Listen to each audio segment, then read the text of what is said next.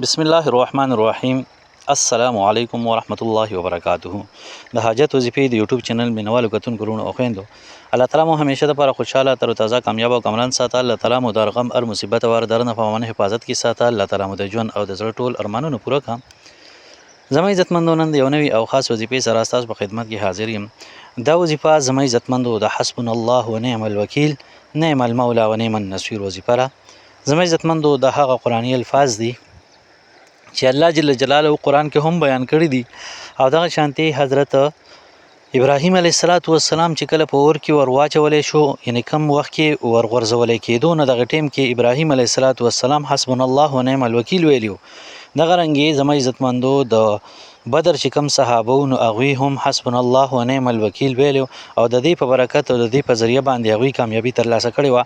نو که بالفرض زما عزتمندو تاسو کامیابي ترلاسه کول غواړئ او دغه شانتي د کامیابۍ نه علاوه تاسو خپل حاجت پوره کول غواړئ یا خپل مشکلات حل کول غواړئ، نو زما عزتمندو ان شاء الله د دې وظیفې په برکت په الله جل جلاله تاسو مشکلات هم حل کړي، تاسو حاجتونه به الله رب العزت پوره کړي، تاسو پریشانۍ به الله تعالی ختم کړي.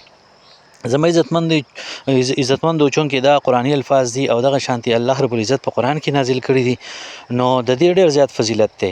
یو خدا له چې ته د دې وظیفه کې د دې ورد کې او دغه شانتي د دې ذکر کې، نو دا تر قرآن پاک تلاوت هم کې، نو تا ته به د هغې اجر او ثواب هم میلاویږي او ورسره به ستا حاجت هم پوره کیږي. بل د پیغمبرانو طریقه ده، یوازې ابراهیم علیه السلام نه نور پیغمبرانو د سخت او د مشکل په وخت کې دا الفاظ ویلي دي.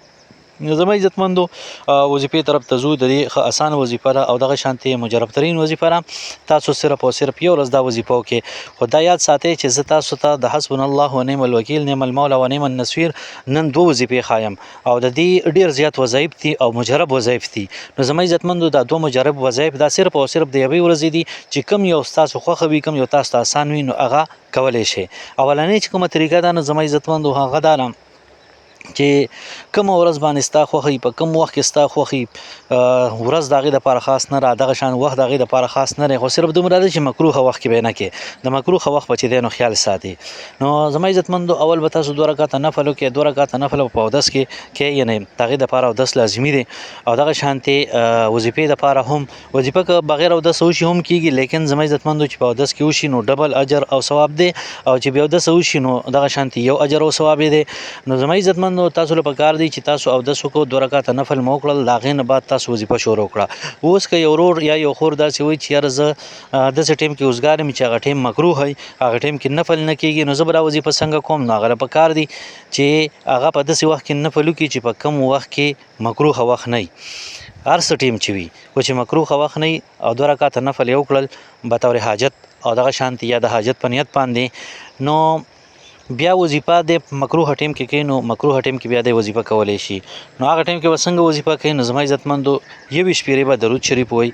21 پیرې درود شریف زما عزتمندو کوم درود چې تاسو ته اسانه هغه ویلی شئ. بهتر درود ابراهیمي دی، لیکن که بل درود تاسو وایئ نو بل درود هم ویلی شئ. کله تاسو درود شریف ووایئ 21 مرتبه، د هغې نه بعد زما عزتمندو دا الفاظ به شروع کې حسبنا الله ونعم الوکیل حسبنا الله ونعم الوکیل حسبنا الله ونعم الوکیل. دا الفاظ به زما عزتمندو تاسو وایئ 121 یعنی 121 پیرې 121 پیرې به د الفاظ وي، او د هغې نه بعد به زما عزتمندو تاسو 21 پیرې بیا درود شریف وایئ. کوم درود تاسو ته آسان وي هغه درود شریف ووایئ. او د درود شریف نه بعد زما عزتمندو تاسو له پکار داري چې تاسو هغه دعا چې یعنی کم حاجت دی هغه تاسو د دعا په ذریعه باندې د الله رب العزت نه غواړئ، نو هغه دعا یا غسیس چې غواړئ نو دا به 21 پیرې چې کوم دی نو هغه الفاظ وي. لکه مثلا یو سړی دی د هغه رشته نه کېږي، یا یو خور ده د هغې رشته نه کېږي، او دا وایي چې یاره زموږ رشته دې وشي، نو دا به داسې وایي چې یا الله زما په بهترین ځای کې رشته وکړي چې زه کوم ځای کې خوشحاله یم، زما پکې خیر وي. نو دا الفاظ به دا دهراوی یعنی بیا به وایي ان تر دې پورې چې 21 پیرې چې کوم دی نو دا مکمل شي. او دغه شانتې که بالفرض یو سړی دی او هغه په داسې ځای کې دی چې لاسونه نشي پورته کولی، یعنی د باندې سخت وخت دی، یا چې کوم دی نو دی په داسې ځای کې دی چې ګیر دی، یا چې کوم دی بل څه مسله ده، خو دی لاسونه نشي پورته کولی، او دغه شانتې بغیر د لاسونو په زړه کې دعا کوي، نو په زړه کې هم دعا کولی شي. نو 21 پیرې به چې کوم دی نو دعا وغواړي، او بیا د هغې نه بعد زما عزتمندو 21 پیرې به آمین آمین آمین آمین په دې طریقه باندې به چې کوم دی نو خپله وظیفه مکمل کړي. نو زما عزتمندو دا شوله د حسبنا الله ونعم الوکیل الوکیل، نعم المولا و نعم النصير. اولنې وظیفه چې یو ورځ وظیفه راو دي سره الله رب العزت تاسو ژوند بدل کی. اوس د دین علاوه زما عزتمندو دویم وظیفه چې کوم ده نو هغه داسې ده چې هغې سره سخت نه سخت حاجتونه دغه شانتې لوی نه لوی مشکل هغه ورسره الله رب العزت حل کوي او دغه شانتې لوی څیز ستا ضرورت دی ان شاء الله الله رب العزت پیدا کی د الله رب العزت په خزانو کې د هیڅ کمی نشته، خو ته خپل ځان الله ته پیش کا. نو زما عزتمندو د هغې دپاره تاسو له پکار داري هغې کې هم 2 رکعاته نفل کول دي. 2 رکعاته نفل به وکړې. د 2 رکعاتو نفلو نه بعد زما عزتمندو چا سره د خبرو اترو کول نه مخکې 11 پیرې به درود شریف وایي، درود ابراهیمي به وایي، دی کې بل درود نشي ویلی. د 13 وظیفه کې هغې کې هر یو درود ویلی شي، لیکن په دې وظیفه کې به صرف درود ابراهیمي وایي. 11 پیرې به چې دی نو صرف ووایي. د هغې نه بعد به زما عزتمندو حسبنا الله و نعم الوکیل، نعم المولا و نعم النصير دا الفاظ به شروع کې. دا الفاظ به زما عزتمندو تاسو ووایئ 1100 پیرې. 1100 پیرې به دا زما عزتمندو په یو مجلس کې شي. لیکن دا یاد ساتئ د 13 وظیفه کې هم دا خبره ده چې یاره تاسو قبلې ته چې کوم دی نو مخکې نو زیاته بهتره وي. که را تحیات په شکل کې ناست نورم زیات بهتره ده. خو که بالفرض تاسو ستړي او دغه شانتې تکلیف درته نو بیا اړخ هم دا یعنی حیات هم بدلولی شي. تحیات شکل دی نوي چې څنګه تا ته اسانه وي هغه شان کېناستی شي او دغه شانتې کې قبلې نه د مخ بل طرف ته وړې هم څه مسلې نشته. لیکن که کېدی شي درنه قبلې ته مخ کو د تحیات په شکل کې ناست زیات بهتره ده.